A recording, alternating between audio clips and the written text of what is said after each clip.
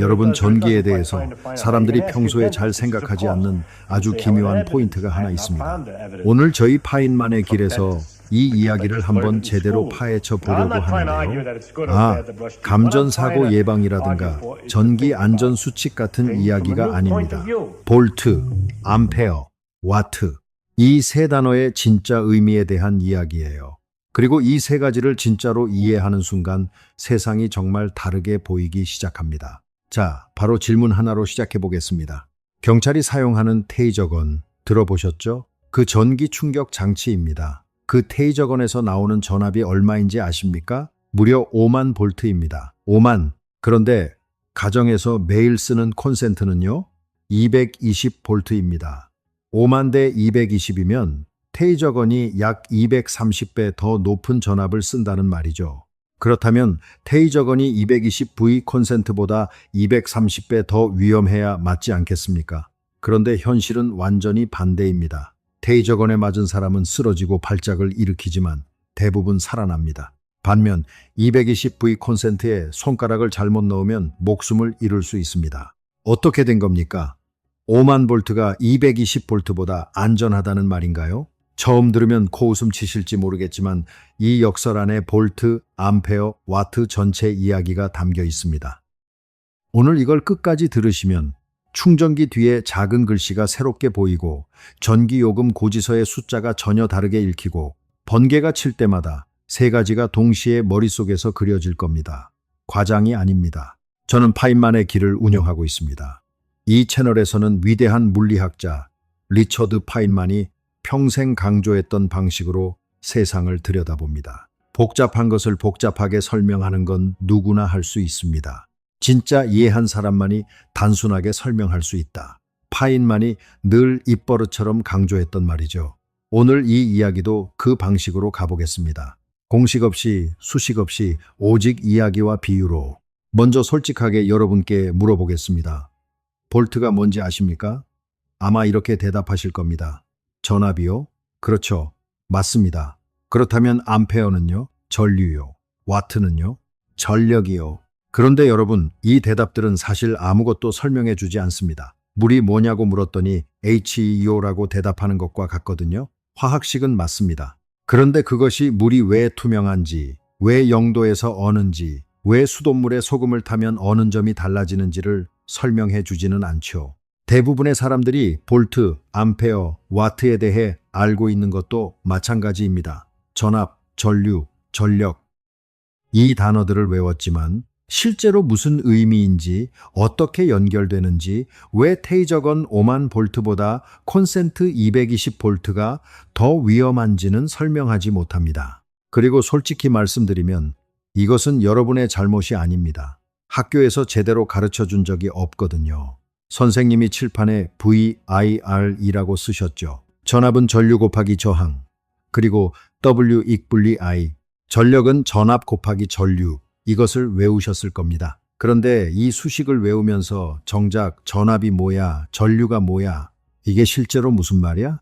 라고 물어본 학생은 몇 명이나 됐을까요? 그런데 말입니다. 이 수식 암기 방식에는 아주 치명적인 문제가 숨어 있어요. 볼트, 암페어, 와트는 사실 서로 별개의 개념이 아닙니다. 이 세 가지는 같은 하나의 현상을 세 가지 서로 다른 각도에서 바라본 것이에요.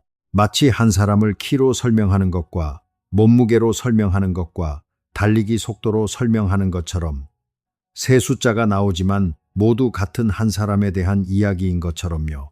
그리고 이 세 가지 사이의 관계를 직관으로 이해하지 못하면 수식을 외웠다 해도 테이저건 역설 같은 아주 기본적인 전기 현상도 설명하지 못하게 됩니다.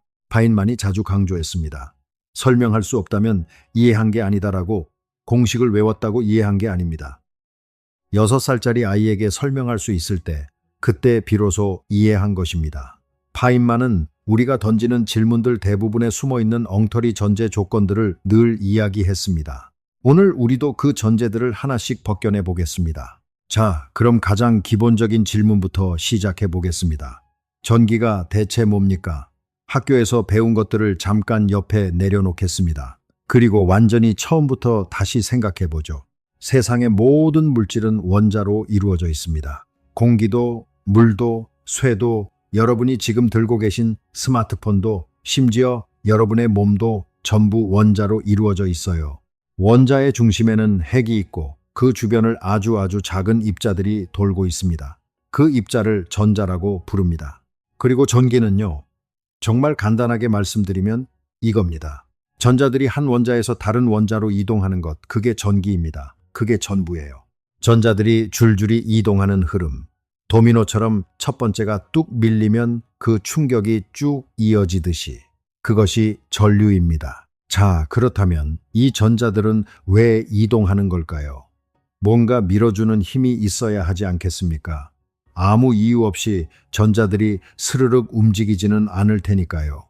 그런데 여기서 잠깐, 왜 구리선은 전기가 잘 통하고 고무는 통하지 않는 걸까요? 이것도 잠깐 짚어봐야 합니다. 이유가 있거든요. 구리 원자들은 가장 바깥쪽에 있는 전자를 매우 느슨하게 붙잡고 있습니다. 마치 소나기 힘이 아주 약한 사람이 물건을 쥐고 있는 것처럼 조금만 힘을 주면 전자가 쉽게 빠져나와서 옆 원자로 넘어갑니다. 그리고 그 옆 원자에서 또 다음 원자로 넘어가고요. 이렇게 전자들이 줄줄이 이동하는 것, 그것이 전류입니다. 반면 고무는 자신의 전자를 아주 꽉 쥐고 있습니다. 소나기 힘이 엄청 센 사람처럼 웬만한 힘으로는 전자를 빼앗아 옆으로 넘길 수 없어요.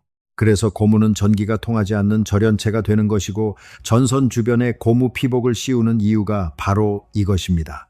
전자들이 엉뚱한 곳으로 새어나가지 못하도록 막아주는 거예요. 자, 그렇다면 이 전자들을 밀어주는 힘이 도대체 뭔지 이야기해야 할 차례입니다. 바로 여기서 첫 번째 개념이 등장합니다. 볼트입니다. 볼트를 이해하려면 딱 하나의 비유가 필요합니다. 이 비유 하나면 충분합니다. 잘 기억해 두세요. 오늘 이야기 내내 이 비유가 나침반 역할을 해줄 겁니다.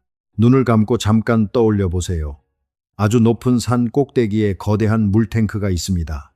그 탱크에서 산 아래 마을까지 파이프가 연결되어 있어요. 마을 사람들이 수도꼭지를 틀면 물이 쏟아져 내려옵니다. 왜 물이 흐를까요? 위에서 아래로 가려는 중력 때문이죠. 그리고 핵심이 여기 있습니다. 물탱크가 높이 있을수록 물이 더 강하게 밀려 내려옵니다. 5층 건물 옥상의 물탱크와 50층 건물 옥상의 물탱크를 비교해보면 50층 쪽이 훨씬 더 세차게 쏟아져 나오죠. 수압이 더 높은 겁니다. 볼트가 바로 이겁니다. 볼트는 전기를 밀어붙이는 힘, 즉 수압에 해당합니다. 얼마나 강하게 전자를 밀어내는가의 척도예요. 220V 콘센트는 물탱크가 꽤 높은 산 위에 있는 것이고 9V 건전지는 작은 언덕 위에 물탱크가 있는 것이라고 생각하시면 됩니다. 그런데 볼트라는 이름이 어디서 왔는지 아십니까? 이탈리아 과학자 알렉산드로 볼타의 이름에서 왔습니다. 이 사람 이야기를 잠깐 해야겠습니다. 왜냐고요? 이 이야기를 알면 볼트가 뭔지 훨씬 더 깊이 이해되기 때문입니다. 1800년. 당시 전기는 번개처럼 자연이 순간적으로 만들어내는 것이었지 사람이 원할 때 켰다 껐다 할 수 있는 게 아니었습니다. 전기 뱀장어를 잡아다가 실험하는 사람도 있었지만 잡기도 어렵고 잡혀도 실험하기 전에 방전되어 버리는 일이 다반사였죠. 번개는 언제 어디에 떨어질지 알 수 없었고요. 그러다가 볼타는 아주 이상한 현상을 관찰한 이야기를 들었습니다. 해부학자 갈반이라는 사람이 이미 죽은 개구리를 해부하다가 두 가지 다른 금속이 동시에 닿으면 개구리 다리가 판경련을 일으킨다는 것을 발견했거든요. 죽은 개구리가 움직이는 것이었습니다. 갈바니는 이것이 생명체 안에만 있는 특별한 전기 때문이라고 생각했습니다. 볼타는 이 설명이 마음에 들지 않았습니다. 생명체 때문이 아니라 두 가지 다른 금속이 만날 때 전기가 생기는 것이라고 생각했거든요. 그래서 실험을 했습니다. 서로 다른 두 금속 사이에 소금물에 적신 천을 끼우고 이것을 여러 층으로 쌓아 올렸습니다. 납, 소금물천, 아연, 납, 소금물천, 아연. 이렇게 수십 층을 탑처럼 쌓은 거예요. 그랬더니 믿을 수 없는 일이 벌어졌습니다. 탑의 맨 위와 맨 아래에 손가락을 대자 전기 충격이 느껴졌습니다. 그것도 번개처럼 한번 번쩍하고 끝나는 게 아니라 손가락을 대고 있는 동안 계속 지속적으로 흐르는 전기, 세계 최초의 전지가 탄생한 순간이었습니다. 이 발명의 충격이 얼마나 컸냐면요. 그 당시 세상에서 가장 유명한 인물 중 하나였던 나폴레옹 보나파르트가 직접 볼타를 파리로 불렀습니다. 황제 앞에서 시연을 하고 나폴레옹이 직접 전기 충격을 느껴보고 그 자리에서 볼타에게 백작 자귀를 수여했습니다. 전지 하나를 만든 공로로 귀족이 된 거죠. 그 정도로 세상을 뒤흔든 발명이었습니다. 볼타가 만든 것의 본질은 무엇이었을까요? 한쪽을 높게, 다른 쪽을 낮게 만든 것입니다. 그 높낮이의 차이, 그 전위차, 그것이 전자를 밀어내는 힘이 됩니다. 산 위의 물탱크와 산 아래 마을 사이의 높이 차이처럼요. 이걸 한번 가만히 음미해 보세요. 여러분이 매일 아침 스마트폰을 충전기에 꽂을 때 그 충전기 안에서 일어나는 일이 결국 볼타가 금속 조각들을 쌓으면서 발견한 바로 그 원리입니다. 높은 쪽과 낮은 쪽 사이의 차이를 만들고 그 차이로 전자를 밀어내는 것. 220년이 지난 지금도 근본 원리는 동일합니다. 그런데 한 가지 더 흥미로운 게 있습니다.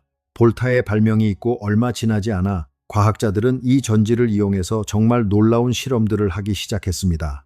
영국의 험프리 데이비라는 과학자는 볼타 전지를 이용해서 알루미늄, 나트륨, 칼슘 같은 원소들을 처음으로 분리해냈습니다. 전기가 화학을 바꾼 겁니다. 생각해보면 정말 기묘한 일이죠. 금속 조각 몇 개와 소금물에 적신 천으로 만든 탑 하나가 새로운 원소들을 발견하고 화학의 역사를 새로 쓰는 출발점이 된 겁니다. 자, 그런데 여기서 아주 자연스럽게 한층 더 깊은 질문 하나가 머리를 스치게 됩니다. 볼트, 즉 밀어붙이는 힘이 강하면 강할수록 더 위험한 거 아닌가요? 그렇다면 5만 볼트 테이저건이 220볼트 콘센트보다 훨씬 더 위험해야 하는데 왜 그렇지 않은 걸까요? 바로 여기가 가장 중요한 포인트입니다. 퇴근길 지하철을 상상해 보세요. 저녁 6시 2호선 강남역 개찰구 앞 사람들이 우르르 쏟아져 나옵니다. 그런데 두 가지 다른 상황을 비교해 봅시다. 첫 번째 상황. 개찰구가 딱 하나인데 입구가 매우 좁아서 한 번에 한 명씩만 겨우 통과할 수 있습니다. 뒤에서 사람들이 있는 힘껏 밀어붙이고 있습니다. 수압은 엄청 셉니다. 그런데 실제로 통과하는 사람의 수는 적습니다. 두 번째 상황. 개찰구가 10개이고 입구가 넓어서 10명이 한꺼번에 통과할 수 있습니다. 밀어붙이는 힘은 약하지만 실제로 통과하는 사람의 양은 훨씬 많습니다. 암페어가 바로 이겁니다. 암페어는 실제로 흐르는 전자의 양, 그 흐름의 규모입니다. 파이프를 통해 실제로 흐르는 물의 양, 1초에 얼마나 많은 전자가 지나가는가. 그러니까 볼트는 밀어붙이는 힘이고 암페어는 실제로 흘러가는 양입니다. 수압과 유량. 이 두 가지는 다른 겁니다. 수압이 세다고 해서 반드시 물이 많이 흐르는 것도 아니고 물이 많이 흐른다고 해서 수압이 반드시 센 것도 아닙니다.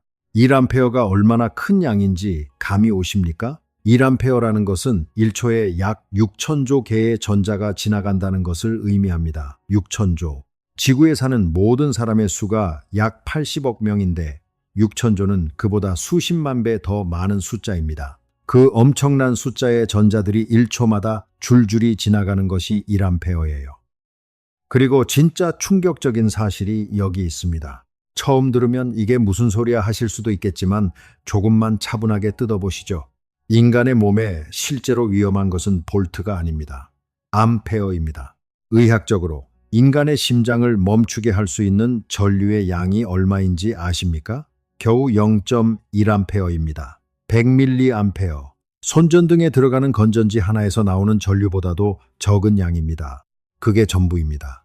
그 정도만 흘러도 심장 근육에 혼란이 생기고 심실세동이라고 불리는 상태가 되어 심장이 제대로 뛰지 못하게 됩니다. 자, 이 이야기를 알고 나면 이제 테이저건 역설이 풀립니다. 테이저건은 전압은 5만 볼트로 높지만 실제로 흐르는 전류, 즉 암페어를 아주 작게 제한하도록 설계되어 있습니다. 내부 회로가 전류를 극히 낮은 수준으로 조여놓는 거예요. 높은 수압으로 물을 밀어붙이지만 파이프를 아주 가늘게 만들어놔서 실제로 흐르는 물의 양이 극히 적은 것과 같습니다. 그래서 근육이 수축하고 쓰러지게 만들 수는 있지만 심장을 멈출 만큼 충분한 전류가 흐르지 않는 겁니다. 반면 220V 콘센트는요, 전압 220V라는 수압이 인간 몸의 저항을 뚫고 위험한 수준의 전류를 흘려보낼 수 있습니다. 아, 저항이라는 말이 나왔는데요. 이것도 쉽게 설명드리겠습니다. 파이프 안에 모래가 차 있는 정도를 생각해 보세요. 모래가 많이 차 있으면 물이 흐르기 어렵죠. 전기에서 저항이 바로 이겁니다. 전기가 흐르는 것을 방해하는 성질이에요. 구리는 저항이 아주 낮아서 전기가 잘 통하고, 고무는 저항이 매우 높아서 전기가 거의 통하지 않습니다. 인간의 피부는 중간 정도의 저항을 가지고 있습니다. 건조한 상태에서는 저항이 꽤 높고, 물에 젖으면 저항이 훨씬 낮아집니다. 욕조 안에서 감전이 그토록 위험한 이유가 여기 있습니다. 물에 젖은 몸은 저항이 뚝 낮아져 있는 상태이고, 그 상태에서 220V가 흐르면 훨씬 더 많은 전류가 몸 안으로 밀려 들어올 수 있습니다. 9V 건전지를 혀에 댔을 때 따끔하기만 한 이유는요. 9V라는 낮은 수압이 몸에 밀어 넣을 수 있는 전류의 양이 너무 작기 때문입니다. 몸이 느낄 정도는 되지만 위험한 수준에는 한참 못 미치는 거예요. 그러니까 이 이야기를 처음 발견한 사람이 누구냐면요. 독일의 게오르크 지모놈이라는 학교 선생님이었습니다. 위대한 대학 교수도 아니었고 왕립연구소 소속도 아니었습니다. 그냥 학교 선생님이었어요. 그런데 이 사람이 전기 역사에서 절대 빠질 수 없는 법칙을 발견합니다. 그가 발견한 것은 놀랍도록 단순했습니다. 전압이 2배가 되면 전류도 2배가 된다. 전압이 3배가 되면 전류도 3배가 된다. 그리고 도선의 종류와 굵기에 따라 같은 전압에서도 흐르는 전류가 달랐습니다. 이것이 옴의 법칙이에요. 말로 표현하면 이렇습니다. 수압이 높을수록 같은 파이프에서 물이 더 많이 흐르고, 파이프가 더 좁거나 막혀 있을수록 물이 덜 흐릅니다. 전기에서도 똑같습니다. 볼트가 높을수록 같은 저항에서 더 많은 전류가 흐르고, 저항이 클수록 같은 볼트에서 더 적은 전류가 흐릅니다. 이 세 개, 볼트, 전류, 저항 중 두 가지를 알면 나머지 하나를 알 수 있습니다. 이것이 테이저건이 왜 안전한지도, 욕조 감전이 왜 위험한지도 모두 설명해 주는 틀입니다. 파인만은 물리학에서 시스템들을 다룰 때 언제나 이런 방식으로 생각했습니다. 숫자만 보지 말고 그 숫자들이 실제로 무엇을 의미하는지를 보라고. 5만 볼트를 보고 즉시 엄청나게 위험하다고 반응하는 것은 산 위에 물탱크가 있다는 것만 보고 파이프가 얼마나 굵은지를 무시하는 것과 같다고요. 파인만이 늘 이야기했던 것이 바로 이겁니다. 우리가 던지는 질문들 대부분에는 숨어있는 엉터리 전제 조건들이 있다고. 볼트가 높으면 위험하다는 생각에는 볼트만이 위험을 결정한다는 숨겨진 전제가 깔려 있습니다. 그 전제가 틀린 거예요. 자, 암페어를 발견한 사람 이야기도 잠깐 해야겠습니다. 프랑스의 앙드레 마리 앙페르. 수학자이자 물리학자였던 이 사람은 1820년에 놀라운 소식을 들었습니다. 덴마크 과학자 웨르스테드가 강의 도중에 우연히 발견한 것이었는데요. 전기가 흐르는 도선 근처에 나침반을 놓으면 바늘이 움직인다는 겁니다. 이 소식을 들은 앙페르는 흥분했습니다. 강의를 내팽개치다시피 하고 실험실로 달려가서 일주일 만에 수학적인 분석을 완성했습니다. 그가 발견한 것은요, 전기가 흐르는 도선 두 개를 나란히 놓으면 전류 방향이 같을 때는 서로 끌어당기고 반대일 때는 서로 밀어낸다는 것이었습니다. 이건 자석의 성질과 똑같잖아요. 전기와 자석이 근본적으로 같은 현상이라는 훗날 전자기학이라는 거대한 과학의 씨앗이 심어진 순간이었습니다. 그리고 그 과정에서 앙페르는 전류를 정밀하게 측정하는 방법을 개발했죠. 그의 이름이 전류의 단위가 된 겁니다. 명심하세요. 볼트는 밀어붙이는 힘, 암페어는 실제로 흐르는 양, 그리고 위험을 결정하는 것은 암페어입니다. 그런데 여기서 또 자연스럽게 더 깊은 질문이 하나 떠오릅니다. 볼트와 암페어가 있다면 그 둘이 합쳐지면 뭐가 나오는 걸까요? 밀어붙이는 힘과 흐르는 양이 함께 작용했을 때 실제로 얼마나 많은 일을 할 수 있는 건가요? 바로 여기서부터 상황이 진짜 기묘해집니다. 제임스 와트, 스코틀랜드 엔지니어, 1736년생, 오해가 있습니다. 많은 분들이 제임스 와트가 주전자 뚜껑이 달그락거리는 것을 보고 증기기관을 발명했다고 알고 계시죠? 이것은 나중에 만들어진 전설에 가깝습니다. 실제로는 글래스고 대학교에서 기계 수리공으로 일하면서 교수들과 교류하며 독학으로 물리학을 익힌 사람이었어요. 그가 탄광에서 쓰이는 뉴커먼 증기기관을 고쳐달라는 의뢰를 받았을 때 그는 이 기계가 얼마나 비효율적인지 직접 눈으로 확인했습니다. 석탄을 엄청나게 먹는데 실제로 하는 일은 너무 적었어요.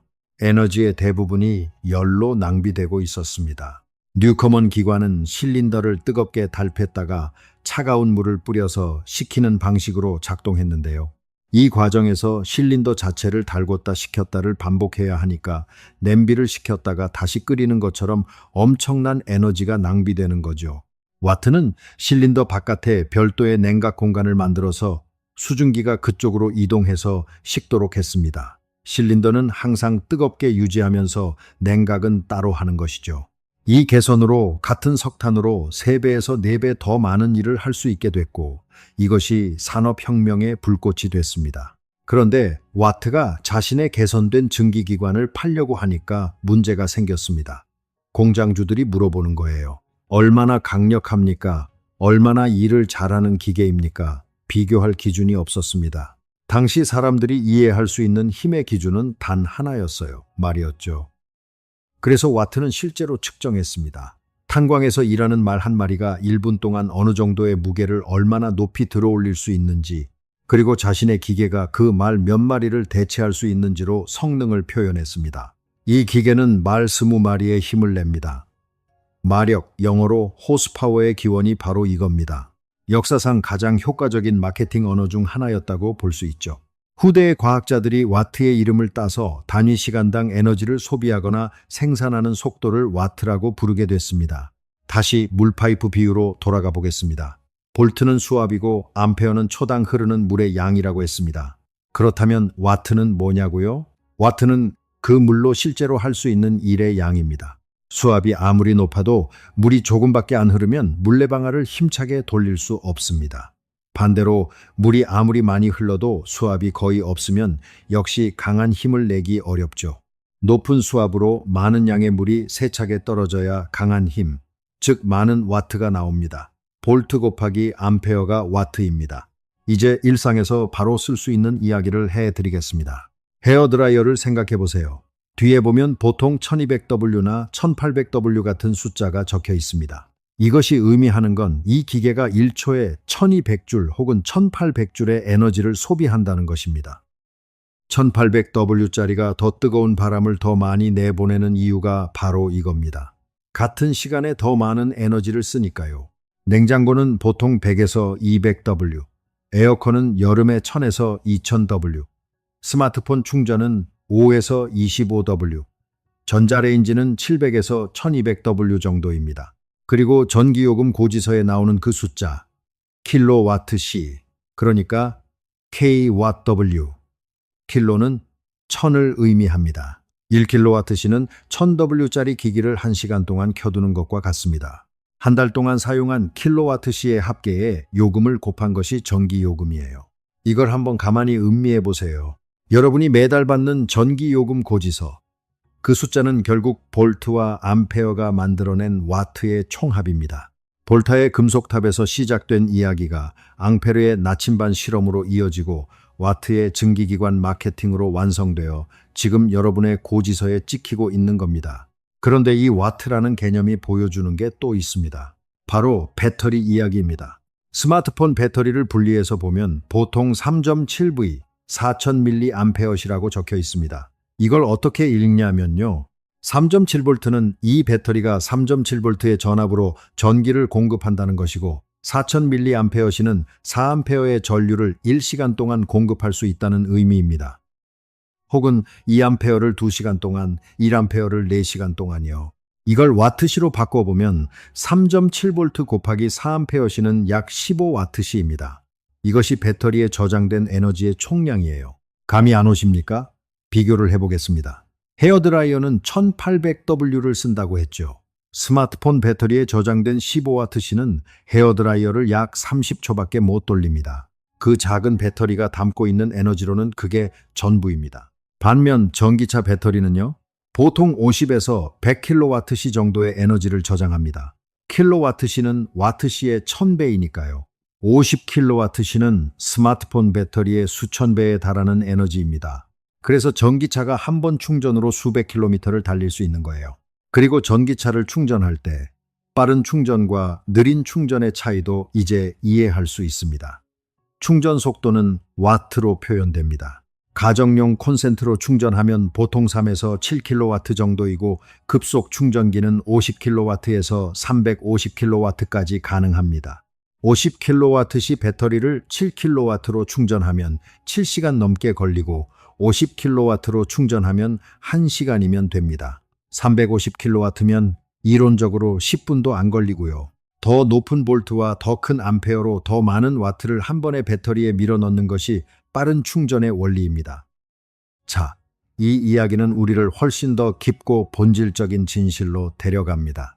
19세기 말, 역사상 가장 치열한 기술 표준 전쟁이 시작됩니다. 토마스 에디슨 대 니콜라 테슬라. 한쪽은 이미 세계에서 가장 유명한 발명가였고 다른 한쪽은 에디슨 밑에서 일하다가 나와서 경쟁자가 된 젊은 천재였습니다. 이 두 사람이 맞붙은 전쟁의 핵심이 뭐냐면요. 전기를 어떤 방식으로 집까지 가져다 줄 것인가였습니다. 에디슨은 직류를 지지했습니다. 전자가 한 방향으로만 흐르는 것이죠. 건전지에서 나오는 전기가 직류입니다. 테슬라는 교류를 지지했습니다. 전자가 앞뒤로 왔다 갔다 하는 것이에요. 한국의 가정용 전기가 바로 교류예요. 1초에 60번 방향이 바뀝니다. 째깍째깍 1초에 60번 앞으로 갔다가 뒤로 왔다가를 반복하는 거예요. 여기서 의문이 드시죠? 방향이 계속 바뀌는데 어떻게 전기 제품이 작동하는 거냐고요? 전구를 생각해 보시면 됩니다. 필라멘트라는 아주 가는 금속선이 있는데 이것은 전자가 어느 방향으로 흐르든 상관없이 뜨거워집니다. 앞으로 갔다 뒤로 왔다 해도 마찰과 열은 똑같이 생기거든요. 모터도 교류에 맞게 설계하면 방향이 바뀌는 것을 오히려 이용할 수 있습니다. 오늘날 세탁기, 에어컨, 냉장고의 모터가 모두 교류 모터인 것이 여기서 비롯됩니다. 에디슨은 교류가 위험하다는 것을 대중에게 알리기 위해 매우 충격적인 방법을 썼습니다. 공개적으로 동물들을 교류로 감전시키는 시연을 한 거예요. 개, 고양이, 그리고 1903년에는 서커스 코끼리 탑시를 교류로 감전시켜 죽이는 시연이 공개됐습니다. 역사상 가장 잔인한 마케팅 전략 중 하나로 기억됩니다. 그런데 교류에는 결정적인 장점이 있었습니다. 전압을 올리고 내리기가 매우 쉽다는 것이었어요. 왜 이게 중요하냐고요? 전기를 멀리 보낼 때 전선 자체에도 저항이 있어서 에너지가 열로 낭비됩니다. 그리고 낭비되는 에너지는 전류의 제곱에 비례합니다. 전류를 절반으로 줄이면 손실이 4분의 1이 되는 거예요. 같은 와트를 보내면서 전류를 줄이려면 볼트를 높이면 됩니다. 그래서 현재 우리나라의 고압 송전선은 수십만 볼트로 전기를 보냅니다. 논밭 위로 지나가는 거대한 철탑과 굵은 전선이 바로 그겁니다. 그 높은 전압 덕분에 전류가 작게 유지되고 멀리까지 적은 손실로 전기를 보낼 수 있는 거예요. 그리고 각 지역에 도착하면 변압기로 220볼트로 낮춰서 가정에 공급합니다. 교류는 이 전압 변환이 변압기라는 장치 하나로 가능합니다. 두 개의 코일을 자기적으로 연결하고 가문수를 다르게 하면 전압이 비례해서 바뀝니다. 반면 에디슨의 직류는 전압 변환이 당시 기술로는 매우 어려웠습니다. 그래서 에디슨의 방식으로는 도시 곳곳에 발전소를 세워야 했어요. 뉴욕에만 수십 개의 소형 발전소가 있었습니다. 이건 확장이 불가능한 방식이었죠. 결국 테슬라와 그의 후원자 웨스팅하우스가 나이아가라 폭포에 교류 발전소를 세우고 수십 킬로미터 떨어진 버팔로 시까지 전기를 보내는 데 성공했을 때 승부는 결정됐습니다. 에디슨은 끝까지 패배를 인정하지 않았지만요. 그런데요, 여기서 아주 흥미로운 반전이 있습니다. 21세기에 들어서 배터리 기술이 발전하면서 직류가 다시 주목받고 있습니다. 태양광 패널은 직류를 만들고 전기차 배터리도 직류로 작동하고 데이터 센터에서는 직류 배전이 더 효율적이라는 연구들이 나오고 있거든요. 에디슨이 옳은 영역이 분명히 있었습니다. 다만 그 시대에는 그것을 실현할 기술이 없었을 뿐이었죠. 파인만이 자주 이야기했습니다. 우리가 내리는 모든 판단에는 어떤 조건에서라는 전제가 숨어 있다고. 에디슨이 틀렸다는 것도 테슬라가 옳았다는 것도 모두 특정 시대와 기술 수준이라는 조건 안에서의 이야기입니다. 틀린 것이 언제나 틀린 것이 아닐 수 있고 지금 옳은 것이 언제나 옳은 것이 아닐 수 있습니다. 충전기 이야기도 잠깐 해보겠습니다. 스마트폰 충전기를 자세히 보면 작은 글씨로 많은 정보가 적혀 있습니다. 보통 입력은 100에서 240V, 50에서 60Hz라고 적혀 있고 출력은 5V 2A 같은 식이에요. 이것이 의미하는 건요. 이 충전기는 어느 나라에서나 쓸 수 있도록 설계됐다는 겁니다. 미국의 110V에서도, 한국의 220V에서도, 일본의 100V에서도 작동합니다. 충전기 안에 있는 전자회로가 입력 전압이 얼마든 상관없이 폰에 맞는 5V 직류로 변환해 주는 거예요. 그 작은 충전기 안에 변압기, 정류회로, 필터 회로가 다 들어있는 겁니다. 충전기를 귀에 가까이 대면 아주 작은 소리가 나는 경우가 있습니다. 이것은 내부에서 전류가 빠르게 전환되면서 나는 소리예요. 이상한 게 아니라 정상적으로 작동하고 있다는 증거입니다. 그리고 요즘의 고속 충전 기술은 이것을 더 정교하게 만들었습니다. 기기와 충전기가 서로 통신을 합니다. 나는 지금 9V 2A를 받을 수 있다고 폰이 충전기에게 알려주고 충전기가 그에 맞게 출력을 조절하는 거예요. 그래서 같은 급속 충전기를 써도 오래된 폰은 천천히 충전되고 최신 폰은 빠르게 충전됩니다. 폰이 받을 수 있다고 신호를 보낸 만큼만 충전기가 보내주는 거죠. 자, 이 이야기는 이제 세상을 바라보는 시점이 아주 중요하게 뒤집히는 순간으로 우리를 이끕니다. 이제 한 발짝 뒤로 물러서서 전체 그림을 보겠습니다. 여러분이 지금 이 순간에도 스마트폰을 들고 계시다면 그 작은 기기 안에서는 엄청난 일이 벌어지고 있습니다. 배터리가 전자를 한 방향으로 밀어내고 있습니다. 볼타의 원리입니다. 그 전자들이 회로를 따라 흐릅니다. 앙페르가 정의한 암페어의 흐름이에요. 그리고 그 흐름이 화면을 켜고 소리를 만들고 신호를 주고받습니다. 와트로 표현되는 에너지의 소비입니다. 그런데 더 놀라운 것을 말씀드리겠습니다. 지금 여러분이 숨을 쉬는 것도 전기입니다. 뇌가 팡팡 신호를 보내는 것도 전기입니다. 심장이 째깍째깍 뛰는 것도 전기입니다. 인간의 몸 자체가 전기로 작동하는 시스템입니다. 뉴런들이 서로 신호를 주고받을 때 쓰는 것이 전기 신호이고 심장이 수축할 때 근육세포들이 반응하는 것도 전기 신호입니다. 심전도, 뇌전도라고 들어보셨죠?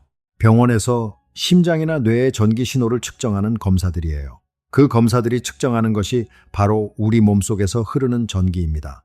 볼타의 금속탑에서 시작된 이야기가 사실 여러분의 몸 안에서도 지금 이 순간 계속되고 있는 거예요. 그리고 더 나아가면요. 번개를 생각해 보세요. 구름 안에서 얼음 결정들이 부딪히면서 전하가 분리됩니다. 위쪽은 양전하, 아래쪽은 음전하. 이것이 거대한 배터리가 됩니다. 그 차이가 너무나 커지면 공기의 저항마저 뚝 뚫고 순간적으로 수만 암페어가 흐릅니다. 그게 번개예요. 번개의 경로가 구불구불한 이유는 공기 중에서 저항이 낮은 경로를 찾아서 가기 때문입니다. 직선으로 가지 않고 스르륵 저항이 낮은 경로를 따라 지그재그로 가는 거죠. 번개의 전압은 억볼트 단위이고 전류는 수만 암페어에 달합니다. 그 곱이 와트인데 어마어마한 와트죠. 그런데 한 가지 기묘한 사실이 있습니다. 번개 한 번에 담긴 에너지로는 사실 100W짜리 전구를 한 달 정도 켜둘 수 있는 수준밖에 안 됩니다. 어마어마한 볼트와 암페어를 자랑하지만 지속 시간이 수십만 분의 1초밖에 안 되기 때문이에요. 와트의 시간을 곱한 것이 총 에너지입니다. 순간 와트가 아무리 높아도 시간이 극히 짧으면 총 에너지는 생각보다 훨씬 적을 수 있습니다. 지구에서는 매 초마다 약 100개의 번개가 칩니다. 하루에 약 860만 개. 이 번개들을 모두 모아도 전 세계 전기 소비량의 아주 작은 부분밖에 안 됩니다. 그만큼 현대 문명이 사용하는 에너지의 양이 어마어마한 거예요. 이게 정말이지 너무나도 기묘한 의미를 담고 있습니다. 가장 강렬해 보이는 현상이 우리가 매일 쓰는 에너지에 비하면 사실 아주 작다는 것. 가장 극적인 것이 반드시 가장 강력한 것은 아니라는 것. 번개가 그 증거입니다. 그리고 여기서 전구 이야기를 꼭 해야겠습니다. 오늘 이야기와 딱 맞아떨어지는 예이거든요. 1879년 토마스 에디슨이 실용적인 전구를 발명했습니다. 전구는 어떻게 빛을 내냐면요. 전기가 저항이 매우 높은 필라멘트라는 가느다란 금속선을 통과하면서 그 저항 때문에 엄청난 열이 발생하고 그 열이 빛을 만들어냅니다. 말 그대로 금속을 너무 뜨겁게 달궈서 빛나게 만드는 것이죠. 에디슨의 팀이 이 필라멘트 재료를 찾기 위해 얼마나 많은 것을 시험했는지 알면 놀랍니다. 백금, 은, 금, 면사, 종이, 대마, 코코넛 섬유, 대나무의 각 부위, 심지어 사람의 머리카락과 수염까지 시험했다고 합니다. 에디슨이 남긴 말이 있습니다. 나는 10,000번 실패한 것이 아니다. 나는 효과가 없는 방법만 가지를 성공적으로 발견한 것이다. 그런데 오늘날 LED 전구를 생각해 보세요. 가게에 가보면 10W LED가 60W 백열등과 같은 밝기라는 표시가 있습니다. 어떻게 이게 가능한가요? 백열등은 전기 에너지의 대부분을 열로 낭비합니다. 빛으로 변환되는 것은 소비 에너지의 5에서 10% 정도예요. 나머지 90% 이상이 전부 열이 됩니다. 백열등 가까이 손을 대면 뜨겁게 느껴지는 이유가 바로 이것이죠. 그 열이 낭비되는 에너지입니다. 반면 LED는 반도체를 이용해서 전기 에너지를 직접 빛으로 변환합니다. 효율이 50에서 70%에 달해요. 그래서 10W만으로 60W 백열등과 같은 밝기를 낼 수 있는 겁니다. 전기 요금으로 따지면 같은 조명을 하면서 6분의 1의 전기만 쓰는 것이죠. 와트가 같아도 어떻게 쓰이느냐에 따라 결과가 완전히 달라집니다. 같은 와트가 열로 낭비되느냐, 빛으로 변환되느냐, 에너지의 질적인 차이가 있는 거예요. 그리고 여기에 볼트와 암페어가 또 연결됩니다. LED 전구도 220V 콘센트에 꽂습니다. 그런데 10W짜리 LED에 흐르는 전류는 얼마일까요? 10을 220으로 나누면 약 0.045A입니다. 반면 60W 백열등은 60을 220으로 나누면 약 0.27A가 흐릅니다. 같은 볼트에서 LED가 백열등보다 훨씬 적은 암페어를 씁니다. 그만큼 와트도 낮고요. 그런데 빛의 밝기는 같다는 거죠. 이것이 기술의 발전이 가져온 변화입니다. 결론부터 말씀드리자면 볼트, 암페어, 와트는 전기 교과서에 나오는 건조한 단어들이 아닙니다. 볼트는 차이입니다. 높은 것과 낮은 것의 차이. 그 차이가 흐름을 만들어냅니다. 볼타가 서로 다른 두 금속을 쌓아 올리면서 발견한 바로 그 원리. 차이가 없으면 아무것도 움직이지 않습니다. 암페어는 흐름 그 자체입니다. 실제로 지나가는 양, 바로 그 흐름이 위험도 만들고 변화도 만들어냅니다. 앙페르가 나침반 바늘의 미세한 움직임을 들여다보면서 정의한 그 흐름. 와트는 1입니다. 그 차이와 흐름이 합쳐져서 만들어내는 실제적인 힘. 와트가 자신의 증기기관 성능을 말의 힘과 비교하며 표현한 그 척도. 그리고 이 세 가지 관계는 전기에만 적용되는 것이 아닙니다. 강물을 생각해 보세요. 상류와 하류의 높이 차이가 볼트이고 초당 흐르는 물의 양이 암페어이고 그 물이 물레방아를 돌리는 힘이 와트입니다. 바람도 마찬가지예요. 기압의 차이가 볼트이고 바람의 세기가 암페어이고 풍력 발전기를 돌리는 힘이 와트입니다. 어쩌면 이것은 자연의 가장 보편적인 패턴인지도 모릅니다. 차이가 있어야 흐름이 생기고 흐름이 있어야 일이 일어납니다. 이 세상에 존재하는 모든 변화는 어떤 의미에서 볼트와 암페어와 와트의 반복입니다. 파인만이 늘 말했습니다. 가장 깊은 진실은 항상 가장 단순한 형태로 나타난다고. 볼트, 암페어, 와트도 결국 그런 진실 중 하나입니다. 물론 이건 현재 과학이 말해줄 수 있는 범위 안에서의 이야기입니다. 더 깊이 들어가면 양자역학이 등장하고 전자가 사실 입자이면서 동시에 파동이라는 기묘한 이야기들이 펼쳐지죠. 그 이야기는 다음에 따로 다뤄보겠습니다. 지금 이 순간 내일 아침 스마트폰을 충전기에 꽂을 때 잠깐 생각해 보세요. 그 작은 충전기 안에서 220V 교류가 1초에 60번 방향을 바꾸며 들어오고 있습니다. 그것이 변압기를 거쳐 작은 전압으로 바뀌고 정류 회로를 거쳐 한 방향으로 흐르는 직류가 되고 마지막으로 5V나 9V로 정밀하게 조절되어 배터리로 들어갑니다. 커피 한 잔을 다 마시는 동안 그 충전기 안에서는 수만 번의 전압 전환이 이루어지고 있는 겁니다. 헤어드라이어로 머리를 말릴 때도 이제 보입니다. 1800W. 높은 수압으로 많은 양의 물이 세차게 흐르는 것입니다. 그 에너지가 저항선을 통과하면서 열이 되고 그 열이 바람을 타고 머리카락을 말립니다. 전기요금 고지서에 그 흔적이 남습니다. 아파트 엘리베이터도 마찬가지입니다. 올라갈 때는 전기를 소비하지만 내려올 때는 현대식 엘리베이터가 그 에너지를 다시 전기로 회수합니다. 멈추는 에너지를 버리지 않고 다시 흐르게 만드는 것. 차이와 흐름과 일의 순환이 여기에도 있습니다. 지하철을 탈 때도 이제 보입니다. 수천 볼트의 전기로 달리는 수십 톤짜리 전동차. 역에 도착해서 브레이크를 밟을 때 현대 전동차는 그 운동 에너지를 다시 전기로 변환해서 다른 전동차에게 보내줍니다. 전동차 하나가 멈출 때마다 그 에너지가 다른 전동차의 출발을 돕는 거예요. 세상은 차이와 흐름과 일로 가득합니다. 그것을 볼 수 있게 되는 것. 그것이 물리학이 주는 선물입니다. 오늘 저희 파인만의 길에서 볼트, 암페어, 와트 이야기를 함께 해주셔서 진심으로 감사합니다. 이 영상이 마음에 드셨다면 좋아요와 구독 버튼 눌러주시는 것이 이 채널을 계속 운영하는데 정말 큰 힘이 됩니다. 그리고 다음에 어떤 주제를 다뤄줬으면 하는지 댓글로 알려주시면 꼭 참고하겠습니다.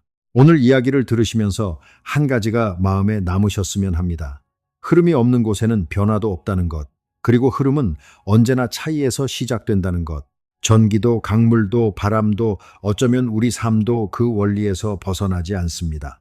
그럼 저는 다음 영상에서 더 흥미롭고 명쾌한 이야기로 다시 찾아뵙겠습니다. 안녕히 계세요.